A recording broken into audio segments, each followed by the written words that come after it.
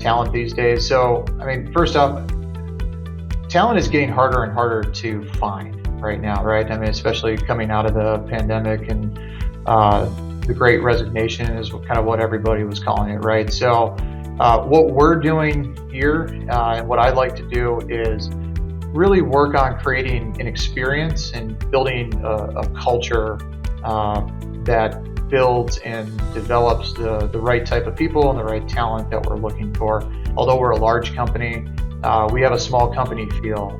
We're building a good culture of work hard, hold each other accountable, but also have a good time and enjoy what you're doing. Yeah, so what would I tell my 16-year-old self if I had to go back in time? Actually in this point in time in my life, I have a 15-year-old daughter, so I get to live this every single day when I'm working with her, or trying to be a parent. And so what I always tell her and what I would tell myself is, really just focus on being present, living in the moment, and taking this time to figure out what your passions are and cultivating those passions so that you can really enjoy doing what you want to do with your life. There's that quote out there that says, if you don't stop and look around a little bit, life might pass you by. Who do I look for inspiration and mentorship?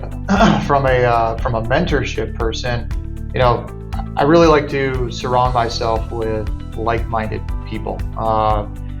People who I inspire to be, that I can connect with and leverage and kind of pick their brain because they're at the position that I would like to get to, and they can kind of help you along the way. I've been very fortunate through my career, starting off in engineering. One of the women engineer took me under her wing and mentored me for the first 3 years of my career, really set me up and set me on a good path to be successful. So mentors are extremely important and hard to find, in my opinion. So, how do I continue to grow and develop as a leader? So I do a couple different things. First off, I like to read a lot of short articles and blogs that are very situational, dependent on kind of what I'm seeing on a day-to-day or week-to-week basis. From a long-term standpoint, especially as I've progressed through my career, currently in a leadership position at the site that I'm working at, working through the John Maxwell books of leadership, the 21 Irrefutable Laws of Leadership, and some of his coaching and leadership ideals.